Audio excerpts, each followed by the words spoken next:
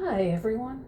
Let's talk about getting laid off and layoffs happening in 2025 and 2026 and what to do and how to find a job. Now, you're going to hear conflicting information on this advice that you can try to do to help yourself land a job when the economy right now isn't doing so well. So on your LinkedIn, you can leave your open to work green banner on.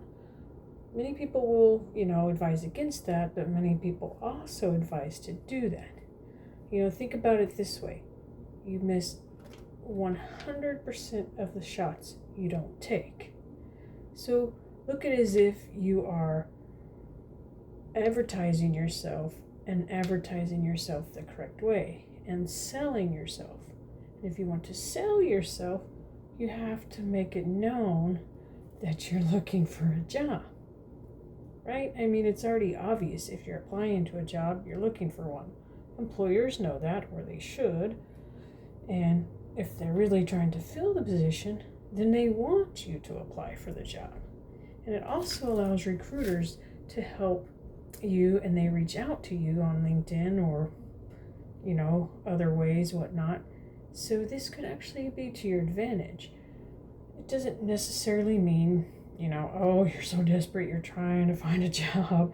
I better put open to work on, take that off of my banner. I mean, no, it's all about how you look at things. If you think it's going to do good and help you and get contacted by recruiters, leave it there. Okay, and then let's see. So seek out the hidden job market too, as well. So do things such as search for companies where you want to work. Use a LinkedIn connections to connect to people and help connect you to maybe someone in a position at a company where you would like to work and that you think you would be, a great match for the position. And, always stay active on LinkedIn. Comment, post, phenomenal posts about work-related topics, posts that are very popular that people can relate to and comment on themselves, and post things that a lot of people experienced already through jobs and for working as long as they have, like things about toxic workplaces. You always see a lot of people commenting on those because so many people, unfortunately, have had to go through that and experience toxic managers, toxic coworkers. It's just such a sad thing.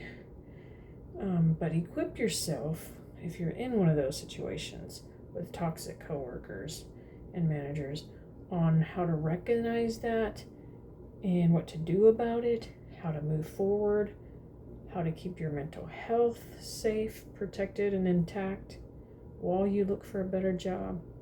And I actually have other videos relating to that topic about toxic work environments, signs to watch out for, things to do, and it gives advice on things to look out for from managers, management, and coworkers. And I just hope that is never something that you are in, a situation that you don't have to deal with, because you deserve so much better and you don't want to even go down that road and deal with that. It's just sad that people in this world today can't grow up, can't be adults, get jealous, sabotage you, want to sabotage your career, want to sabotage you. And it's so completely unnecessary. And the thing is, you'll see, is a lot of times, pretty much, they're the ones that get away with it because they're not being held accountable, and management doesn't hold them accountable either. But, okay, anyways, please visit my other videos on that subject. Just wanted to touch base there again a little bit on that. Okay, so also finding a job in 2026, it's a lot about two other important things: activities, and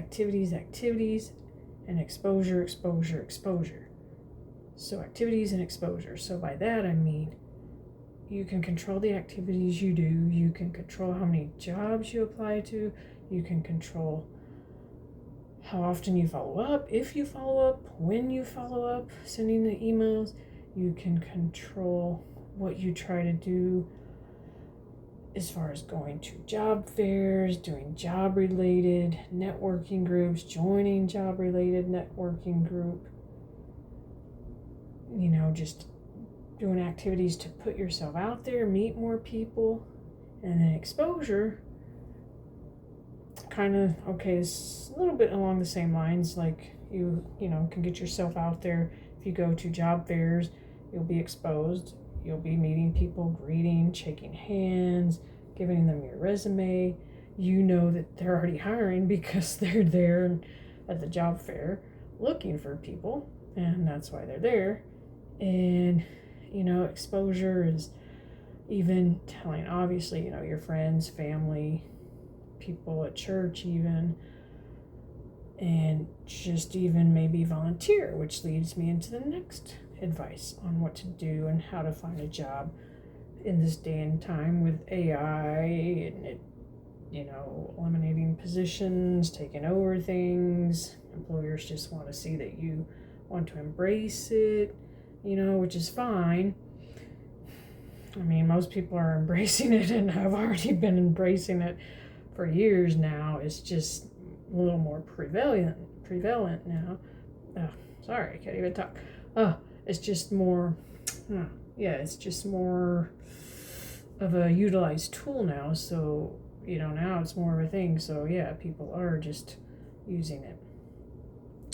So, when you volunteer, you never know who you will meet, and that who could also even help connect you to employment or people they know that are hiring, where they can give you a good word, or even if you're volunteering, it might become a place where you get to work. They might love you so much and be like, we love how you're reliable, we love how you work so hard even though you're not getting paid. We love how you're always helping customers with a smile on your face. Most people don't do that or something, So, just look into volunteering. There's many places you could try to find: animal shelters, nonprofit organizations that help people with, low incomes or that are underemployed, and help, them with career things such as resume writing critiquing their resumes, or interviewing skills classes, nonprofits like those. And I know there's an animal shelter I've heard of called Operation Kindness. That one might even be fun. Of course, there's all kinds. Just whatever state you live in, check it out, look them up, see what you find. And you can always, let's go to the next thing, you can upskill. So take a class in business management, maybe Excel, maybe QuickBooks, and seek these through unemployment at your local workforce center. And find like the ones that are free, because I know some workforce centers or through unemployment offer academic classes, training classes, advancement that are free. You just have to go through the process of applying for it, getting it approved, selecting what course you want to take, what class, what not, and then what university or whatever, wherever you want to take it, what community college, what training program that's going to do that and help you take the class. And even do part-time gigs, like rideshare jobs, DoorDash. In the meantime, they keep you busy, they keep you feeling empowered, they give you a feeling of a sense of feeling good about yourself that, hey, I can work and I am still working, even if it is part-time. They let you be your own boss. You don't have to deal with coworkers or be around coworkers. You're on your own. You do it when you want, how long you want. I mean, you're almost basically your own boss, and it's the next best thing to that, and it's the next best thing to having a remote job where you work at home, because it offers the same type of things. Your freedom, no coworkers. You get to use your own, well, with the rideshare, you won't get to use your own bathroom, but you're still not dealing with coworkers that could be, just immature and toxic. Or even Rover, sign up on Rover. Be a pet sitter. That's a good thing. Or blog, maybe you're already a blogger writing blogs. These are all things that you can try to do and that, will keep you in a positive mindset, keep you moving, keep you gaining momentum each day, and hopefully end up landing you a job very soon. And I just want to end on this. Remember 3 things, and I call it the 3 P's because they all start with the letter P. Peace, profit, and persistence. So when I said earlier, it's about you can control your activities and exposure. So doing the things and activities that help you find a job and that keep you staying positive, that keep you just going and getting up every day. And I'm like, okay, so I didn't get that job because I just got an email that, they hired someone else. But if you work on these 3 P's, the peace, profit, and persistence, peace with your activities, only do things that bring you peace and happiness, that don't stress you out, that make you feel empowered, that give you peace at night and rest and a good night's sleep. The second one, control your activities. Spend your time on doing something that brings you a profit, whether it be posting on YouTube with YouTube videos, and then you might eventually get monetized by the YouTube videos that you do, which could help you survive if you don't find a job after, your unemployment runs out or whatnot. And the profit also goes along with doing like the rideshare gigs, DoorDash, Uber Eats, whatnot, or doing pet sitting on Rover. Those could bring you a profit. So that's the second one, profit. And persistence, the third one of the P's, that's where you stay persistent. Keep going at it. Don't stop. With everything you keep doing, just keep doing it as strong as you did from day one when you got laid off, with as much hard work put into it.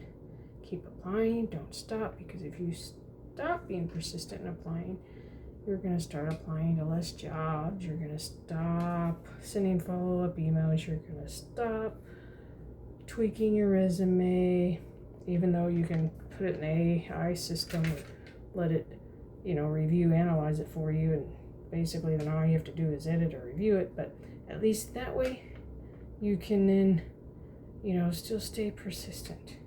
It's about don't give up. Stay at it. So I hope this has been helpful, and I hope you remember the 3 P's. Let it bring you peace, profit, and be persistent. And I wish you luck in your job search in the most crazy time that we are living in right now. Good luck to you all. If you like, subscribe, and if you want to make any comments below, do so. Thank you, and have a good day.